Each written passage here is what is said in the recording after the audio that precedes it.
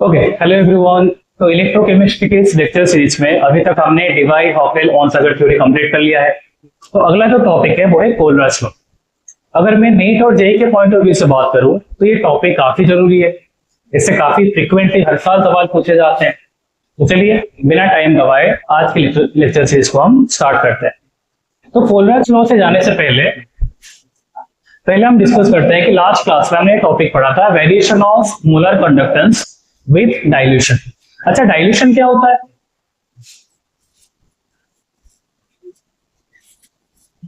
अगर मैं layman term में बताऊं आपको तो क्या होता है? एडिशन ऑफ सॉल्वेंट मॉलिक्यूल, है ना। हमने कंसंट्रेशन पढ़ा है, इससे पिछले चैप्टर में हमने कंसंट्रेशन पढ़ा है, डाइल्यूशन पढ़ा है वहां पे। तो एडिशन ऑफ वाटर मॉलिक्यूल या सॉल्वेंट मॉलिक्यूल, है ना। तो अगर कंसंट्रेशन कम हो रहा है मतलब मेरा सिस्टम डाइल्यूट हो रहा है। इतना तो बेसिक हमें पता होना चाहिए। अब हमें बात करनी है यहाँ पे कि स्ट्रॉन्ग इलेक्ट्रोलाइट और वीक इलेक्ट्रोलाइट के कंडक्टेंस का डाइल्यूशन से क्या मतलब, डाइल्यूशन से स्ट्रॉन्ग इलेक्ट्रोलाइट और वीक इलेक्ट्रोलाइट के कंडक्टेंस पे क्या फर्क पड़ती है। ठीक है, तो सबसे पहले हम बात करते हैं स्ट्रॉन्ग इलेक्ट्रोलाइट्स की। तो देखिए यहाँ पे स्ट्रॉन्ग इलेक्ट्रोलाइट की बात करते हैं सबसे पहले हम यहाँ पे।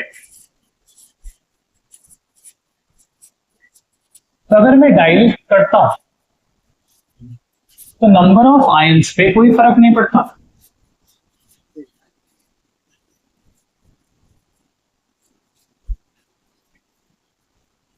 क्योंकि मेरा इलेक्ट्रोलाइट ऑलरेडी स्ट्रॉन्ग था, इसके सारे मॉलिक्यूल ऑलरेडी डिसोसिएट हो रखे थे। तो डाइल्यूट करने पे इनके नंबर ऑफ आयंस पे कोई फर्क नहीं पड़ा। फर्क किस पे पड़ा? आयंस के बीच में। जैसे मैं इसको डाइल्यूट करूंगा तो यूनिट वॉल्यूम पे नंबर ऑफ आयंस कम हो जाएंगे। तो फर्क किस में पड़ेगा? डिस्टेंस पे पड़ेगा। या फिर इसको मैं बोलूं इंटर आयनिक डिस्टेंस जो होगा वो बढ़ जाएगी। पहले दो आयन पास पास हुआ करते थे, अब जैसे मैंने इसको डाइल्यूट कर दिया अब आयन दूर दूर आ गए हैं, डिस्टेंस बढ़ गया। डिस्टेंस बढ़ने से इनके बीच में जो कूलम्बिक फोर्स ऑफ इंटरैक्शन था क्या वो घट जाएगी? बिल्कुल घट जाएगी। देखिए आप लोगों ने इस फॉर्मूला को पढ़ा होगा इलेक्ट्रोस्टैटिक्स में। तो दो चार्जेस के बीच में जो कूलम्बिक फोर्स ऑफ अट्रैक्शन या रिपल्शन होती है वो इनवर्सली वैरी करता है डिस्टेंस से। अगर डिस्टेंस यहाँ पे बढ़ेगा तो फोर्स ऑफ इंटरैक्शन घट जाएगा। अगर फोर्स ऑफ इंटरैक्शन घट रही है तो क्या आयनिक मोबिलिटी बढ़ जाएगा?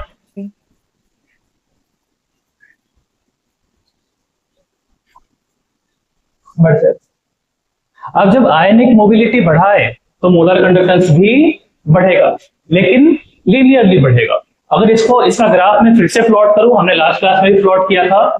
अगर यहाँ पे मैं कंसंट्रेशन लूं और यहाँ पे मैं मोलर कंडक्टेंस लूं तो जैसे जैसे मैं इसका कंसंट्रेशन घटाता रहूंगा या फिर डाइल्यूशन बढ़ाता रहूंगा वैसे वैसे इसकी कंडक्टिविटी या मोलर कंडक्टेंस भी बढ़ती रहेगी। तो अगर इस पॉइंट पे मैं इस लाइन को थोड़ा सा एक्स्ट्रापोलेट करूं तो मुझे इस आयन की मैक्सिमम कंडक्टेंस मिल जाता है, जिसको मैं क्या बोलता हूं, जिसकी लिमिटिंग मोलर कंडक्टेंस या फिर कंडक्टेंस एट जीरो कंसंट्रेशन या फिर कंडक्टेंस एट इनफाइनाइट डाइल्यूशन। ठीक है, अब हम बात करते हैं वीक इलेक्ट्रोलाइट्स की।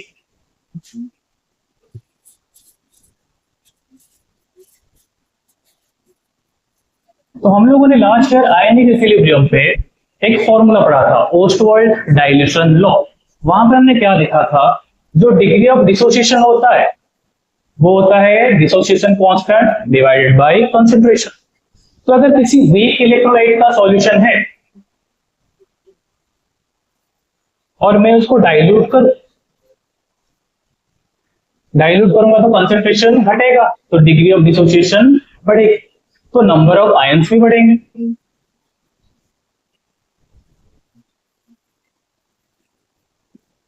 ठीक है, अब जब इसको हम डाइल्यूट कर रहे हैं तो दो आयंस के बीच में डिस्टेंस भी ज्यादा हो रहा है तो इनकी आयनिक मोबिलिटी भी बढ़ेगी।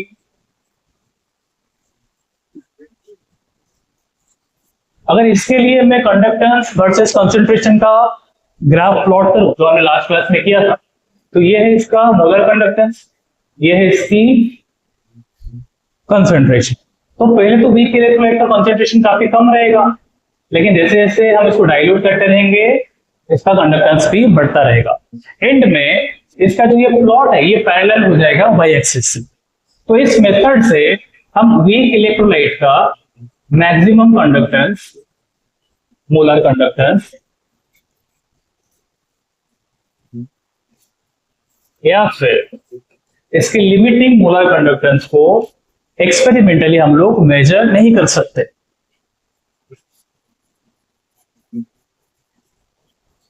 अगर हम इसको डाइल्यूट करते रहें तो जो कर्व बनती है वो धीरे धीरे वाई एक्सिस से पैरेलल होने लग जाती है। तो एक्सपेरिमेंटली हम डाइल्यूट करके किसी भी वीक इलेक्ट्रोलाइट की लिमिटिंग मोलर कंडक्टेंस को डिटरमाइन नहीं कर सकते। अब इस प्रॉब्लम को सॉल्व करने के लिए हम किस लॉ की हेल्प लेते हैं? कोलराज लॉ की। किसकी हेल्प लेते हैं? कोलराज लॉ की। तो कोलराज लॉ बोलता क्या है? देखिए यहां पे कोलराज लॉ बोलता क्या है, इसको हम बोल सकते हैं law of independent migration of ions, ये भी बोल सकते हैं। तो ये बोलता क्या है, एट इनफाइनाइट डाइल्यूशन, जब में आयन एक दूसरे से बहुत दूर है, जब उनके बीच में एसिमेट्रिक इफेक्ट नहीं लग रहा, जब सिस्टम में इलेक्ट्रोफोरेटिक इफेक्ट नहीं लग रहा, each ion contributes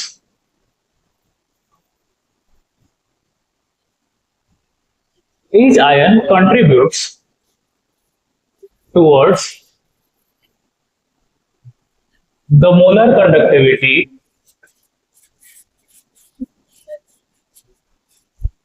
of the electrolyte independently, है ना। हर आयन जो होता है उसकी मोबिलिटी अलग होती है और वो दूसरे आयन से अब इंडिपेंडेंट हो चुका है ना। इनफाइनाइट डाइल्यूशन का मतलब क्या है? दोनों आयन के बीच में डिस्टेंस बहुत ज्यादा है, तो अब जो आयन उसकी मोबिलिटी अलग है, उसकी चार्ज अलग है, तो हर आयन जितना जल्दी डिस्चार्ज होगा उतना ज्यादा कंडक्टेंस वो कंट्रीब्यूट करेगा टुवर्ड्स द इलेक्ट्रोलाइट। तो अगर ये इलेक्ट्रोलाइट की मैं बात करूं ए बी, और ये टूट के क्या बनाता है? ए प्लस बी। तो अगर मैं ए बी की लिमिटिंग कंडक्टेंस आपसे पूछूं तो वो क्या हो जाएगा?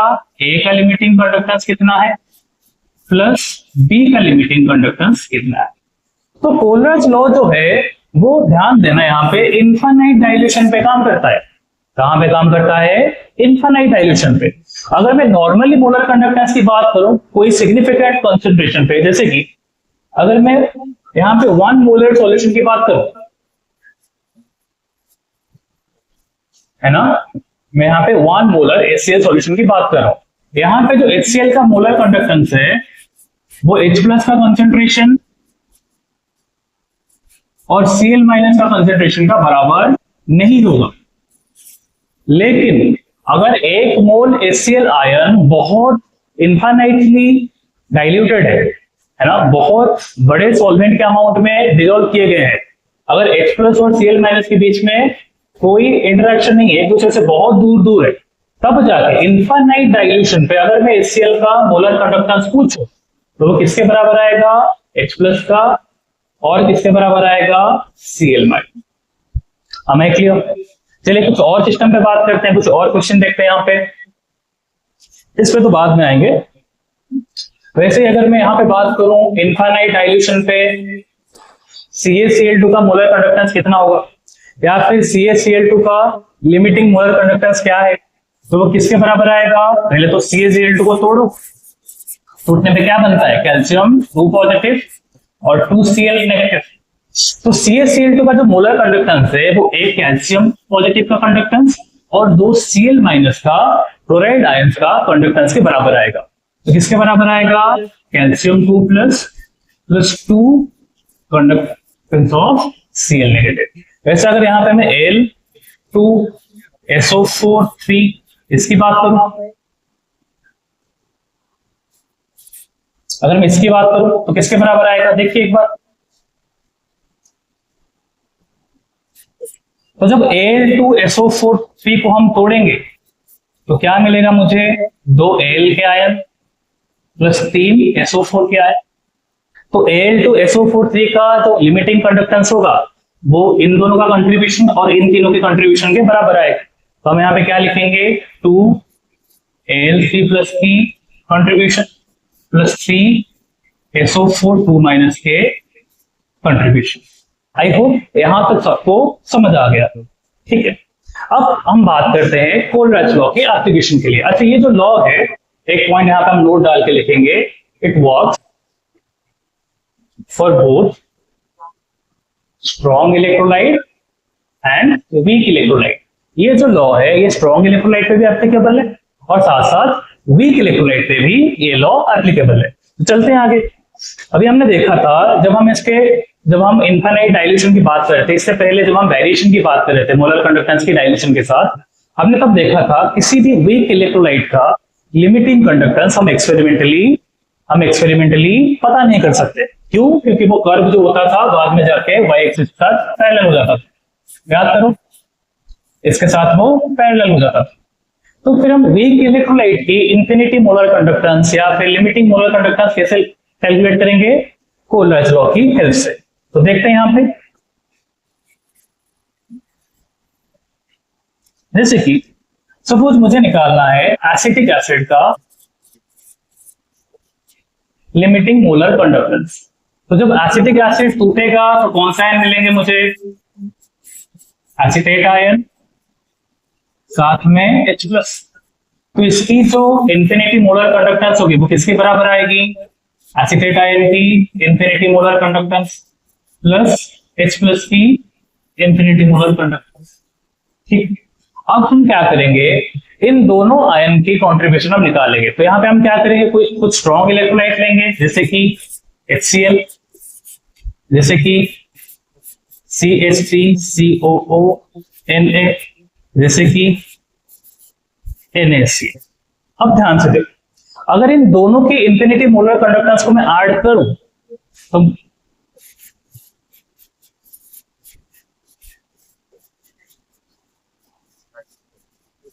और उसमें से अगर मैं NaCl का हटा दूं तो बताओ मुझे क्या मिलेगा।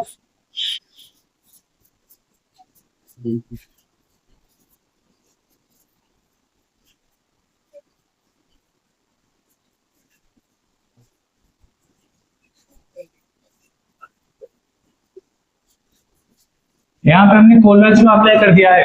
HCl का इंफिनिटी मोलर कंडक्टेंस क्या होगा, H+ का कंट्रीब्यूशन प्लस Cl माइनस का कंट्रीब्यूशन। सोडियम एसिडेट का क्या होगा, एसिडेट आयन का कंट्रीब्यूशन प्लस सोडियम का कंट्रीब्यूशन। NaCl का क्या होगा, सोडियम का कंट्रीब्यूशन प्लस Cl माइनस का कंट्रीब्यूशन। अब देखते हैं यहां से Na से Na को कैंसिल कर देंगे, Cl से Cl को कैंसिल कर देंगे, तो बचा क्या है, H+ का कंट्रीब्यूशन और एसिडेट आयन का कंसंट्रेशन। और ये किसके बराबर है, एसिटिक एसिड की लिमिटिंग मोलर कंडक्टेंस के बराबर है। तो इसकी जो सबसे बड़ा एप्लीकेशन है या सबसे मेजर एप्लीकेशन है एग्जाम के पॉइंट ऑफ व्यू से, कि अगर हमें स्ट्रॉन्ग इलेक्ट्रोलाइट का लिमिटिंग कंडक्टेंस पता हो तो हम उसकी अलजेब्रिक ऑपरेशन करके किसी भी वीक इलेक्ट्रोलाइट का लिमिटिंग मोलर कंडक्टेंस निकाल सकते हैं। मैं एक और एग्जांपल दे रहा हूं, जैसे कि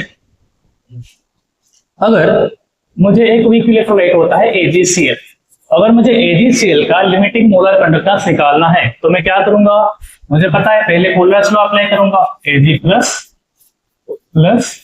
Cl5।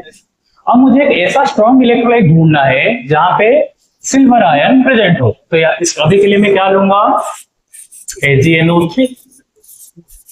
ठीक है, दूसरा मुझे कौन सा चाहिए, Cl नेगेटिव चाहिए। तो अब मुझे एक ऐसा स्ट्रॉन्ग इलेक्ट्रोलाइट ढूंढना है जहां पे Cl नेगेटिव हो। तो इसके लिए मैं किस इलेक्ट्रोलाइट का हेल्प ले सकता हूं, NaCl। अब ध्यान से देखो, मेरे पास Ag+ आ चुका है, मेरे पास Cl- आ चुका है, एक्स्ट्रा क्या आ गया, यहाँ पे Na+, यहाँ पे NO3-। तो अगर यहां से मैं NaNO3 का लिमिटिंग मोलर कंडक्टेंस को माइनस कर दूं तो मुझे क्या मिल जाएगा, AgCl का मोलर कंडक्टेंस मिल जाएगा। क्या सबको समझ आ रहा है? क्या सबको समझ आ रहा है? आई होप सबको यहां तक क्लियर हो गया। चलते हैं इसकी सेकंड एप्लीकेशन पे चलते हैं, देखते हैं नेक्स्ट एप्लीकेशन क्या है, डिग्री ऑफ डिसोसिएशन। अच्छा हम बात करते हैं किसी भी वीक इलेक्ट्रोलाइट,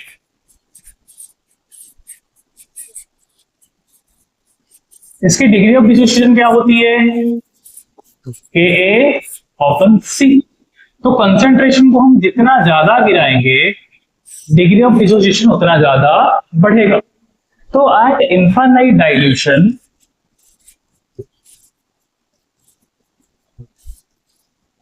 वीक इलेक्ट्रोलाइट भी क्या होगी, कंप्लीटली डिसोसिएट हो जाएगा और ये किसके तरह बिहेव करेगा, स्ट्रॉन्ग इलेक्ट्रोलाइट की तरह। ठीक है, तो अगर मुझे किसी भी इलेक्ट्रोलाइट का डिग्री ऑफ डिसोसिएशन निकालना है तो मैं कैसे निकालूंगा, सिंपली उसका मोलर कंसेंट्रेशन क्या है, मोलर कंडक्टेंस क्या है, उसको मैं डिवाइड कर लूंगा उसकी इनफाइनाइट कंडक्टेंस से। मोलर कंडक्टेंस पे इसमें कुछ आयन डिसोसिएटेड, लिमिटिंग कंडक्टेंस में कंप्लीटली डिसोसिएटेड है। तो अगर इन दोनों का मैं रेशियो ले लूंगा मुझे क्या मिल जाएगा, उसका डिग्री ऑफ डिसोसिएशन मिल जाएगा। अगर मेरे पास डिग्री ऑफ डिसोसिएशन है तो यहां से मैं डिसोसिएशन कांस्टेंट भी निकाल सकता हूं, है ना। ये इसके कुछ एप्लीकेशन है, एप्लीकेशन बेस से भी बहुत सारे सवाल पूछे जाते हैं। चलिए इसके कुछ क्वेश्चन करते हैं अब इस टॉपिक से। तो पहला जो सवाल है ये 2019 में ओडिशा नीट में आया गया है। आप पूछोगे सर ओडिशा नीट क्या है, नीट तो नेशनल लेवल का एग्जाम है। तो बेटा 2019 में क्या हुआ था, उड़ीसा में एक साइक्लोन हिट किया था फनी, जिसके चलते नीट के एग्जाम को हमने डिले किया कराया गया था उड़ीसा गवर्नमेंट के द्वारा, और एग्जाम थोड़े से लेट में हो गए थे। 2019 में क्या हुआ, उड़ीसा में हर साल साइक्लोन आते रहते हैं, तो 2019 में एक साइक्लोन आया था फनी, जिसके चलते नीट के एग्जाम को हमने पोस्टपोन कर दिया था, है ना। मैं 19 की बैच का स्टूडेंट हूं तो मुझे ये चीज पता है। तो चलिए बात करते हैं यहाँ पे लिमिटिंग मोलर कंडक्टेंस किसका दे रखा है, NaCl का, HCl का और सोडियम एसिटेट का। और आप लोगों को पूछा किसका गया है, एसिटिक एसिड। चलिए देखते हैं, अब बताओ मुझे एसिटिक एसिड के लिए मुझे कौन से आयन का, कौन से आयन की लिमिटिंग कंडक्टेंस चाहिए। पहला तो एसिटेट आयन, अब एसिटेट आयन वाला पकड़ो।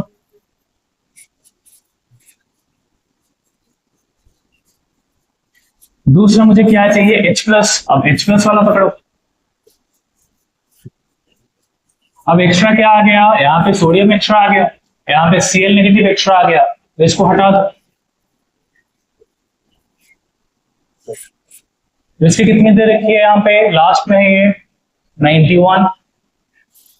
अभी मैं यूनिट में ध्यान नहीं दे रहा।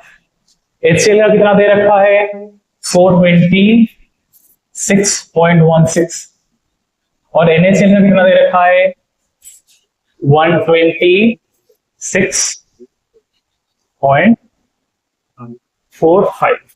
अगर आप तो रफली सॉल्व करोगे तो ये आ जाएगा 300 के आसपास, 300 से थोड़ा सा कम आएगा। 300 में अगर 91 ऐड करेंगे तो 390 के आसपास आएगा। तो ये बन जाएगा आपका करेक्ट आंसर। चलिए आई होप ये क्लियर हो गया होगा। नेक्स्ट क्वेश्चन पे चलते हैं। यहाँ पे अगले क्वेश्चन पे पूछा गया है H2SO4 का आपको दे रखा है, K2SO4 का दे रखा है, इसका भी दे रखा है, CH3COH का पूछा है। चलिए हमें सबसे पहले क्या चाहिए, एसिटेट आयन चाहिए। एसिटेट आयन यहां पर है। अगला हमें H चाहिए, लेकिन अगर मैं H2SO4 को डिसोसिएट करूंगा तो मुझे क्या मिलेगा, 2H+ और साथ में SO4- 2-। लेकिन मुझे यहाँ पे एक ही H चाहिए, यहाँ पे 2H आ रहे हैं, तो मैं क्या करूंगा, इसका आधा ले लूंगा, प्लस हाफ। अब ध्यान से देखिए एक्स्ट्रा क्या आ गया है, यहां से एक K और यहाँ पे SO4 का आधा, है ना, SO4 का आधा। अगर इसको मैं हटाना चाहूं तो पहले तो इसको हम ढंग से लिखेंगे, हाफ K2SO4।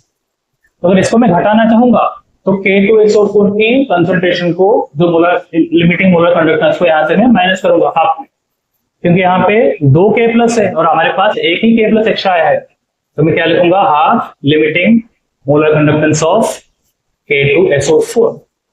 सारी डाटा एक बार पुट कर लो। इसके लिए है Z प्लस H2SO4 के लिए कितना आएगा, X/2 minus y by to, तो ये हो जाएगा x minus y by two plus z. तो ऑप्शन ए यहाँ पे बन जाएगा करेक्ट आंसर। ठीक है, अब नेक्स्ट क्वेश्चन पे चलते हैं। ये बहुत ही आसान सवाल है, पिछले साल ही पूछा गया था। तो यहाँ पे आपको पूछा गया क्या गया है, डिग्री ऑफ डिसोसिएशन। तो डिग्री ऑफ डिसोसिएशन क्या होती है, molar conductance by limiting molar conductance. तो मोलर कंडक्टेंस आपको गिवन है, यहाँ पे कितना दे रखा है 90। लिमिटिंग मोलर कंडक्टेंस हम निकालेंगे तो कैटायन का कंडक्टेंस दे रखा है यहाँ पे, और अनायन का कंडक्टेंस भी यहाँ पे दे रखा है। तो इन्फिनिटी कंडक्टेंस क्या होगा, कैटायन का कंडक्टेंस प्लस अनायन का कंडक्टेंस। अच्छा बेटा ध्यान दो, यहाँ पे मोनो बेसिक लिखा है। अगर ये डाई बेसिक होता तो यहाँ पे 2H प्लस निकलते, तो यहाँ पे दुगना लेना पड़ता। अगर ये ट्राई बेसिक लिखा होता जैसे कि H3, मतलब H3PO4 तो वैसे स्ट्रॉन्ग एसिड, अगर ये ट्राई बेसिक लिखा होता तो यहाँ पे 3H प्लस निकलते, तो इसका ट्रिपल लेना पड़ता। ठीक है, देखते हैं कितना आ रहा है ये 349.6 प्लस 50.4, तो ये आ गया 400 साइमन सेंटीमीटर स्क्वायर पर मोल। तो पुट कर लो, लिमिटिंग कंडक्टेंस की डाटा यहाँ पे 400, तो आपको मिलेगा यहाँ पे 9/40, 9/40 हो जाएगा 0.225। तो करेक्ट आंसर हो जाएगा इसका डी। चलिए एक और लास्ट क्वेश्चन करते हैं, उसके बाद हम लेक्चर को एंड करेंगे। आखिरी सवाल में पूछा गया है the molar conductivity of acetic acid, weak acid है, कितना दे रखा है 20, है ना। और यहाँ पे H प्लस का कंसंट्रेशन कितना दे रखा है, H प्लस का लिमिटिंग कंडक्टेंस कितना दे रखा है 350। एसीटेट आयन नेगेटिव जो है वो है एसीटेट आयन, एसीटेट आयन का लिमिटिंग कंडक्टेंस कितना दे रखा है 50। तो यहां से अगर मैं लिमिटिंग कंडक्टेंस निकालूं एसिटिक एसिड का, क्या करना है, एसीटेट आयन का और H प्लस का इन दोनों की कंट्रीब्यूशन को जोड़ना है। तो हम क्या लिखेंगे 350 प्लस 50 400, यूनिट लगा लेना साइमन सेंटीमीटर स्क्वायर पर मोल। तो यहां से हम क्या निकालेंगे, डिसोसिएशन कांस्टेंट निकालेंगे। तो इसके लिए हमें डिग्री ऑफ डिसोसिएशन चाहिए। तो डिग्री ऑफ डिसोसिएशन क्या होगा, lambda m by lambda naught. Lambda m है 20, लैम्डा नॉट आ गया 400, कट गया, बन गया 1/20, है ना। डिसोसिएशन कांस्टेंट कितना आएगा, सी अल्फा स्क्वायर। कंसंट्रेशन यहाँ पे दे रखा है 0.007, जिसको मैं लिख सकता हूं 7/1000 इंटू 1/20 का स्क्वायर। तो देखो यहाँ पे 7/1000 इंटू 1/400, जिससे इसको काट लो, बन जाएगा 1.75, नीचे आगे 5 जीरो, तो ऊपर जाएंगे तो 10 टू द पावर बन जाएगा -5। तो इसका करेक्ट आंसर आएगा पी। तो चलिए ये नीट के कुछ सवाल पे हमने यहाँ पे डिस्कस कर लिए हैं। इसी लेवल का क्वेश्चन आता है, इससे ज्यादा टफ क्वेश्चन यहाँ पे नहीं आता। आज के लेक्चर सीरीज को यहीं पे कंप्लीट करते हैं। अगले लेक्चर में हम बात करेंगे, कुछ और प्रॉब्लम सॉल्व करेंगे, फिर नेक्स्ट टॉपिक पे हम मूव ऑन कर जाएंगे। ठीक है।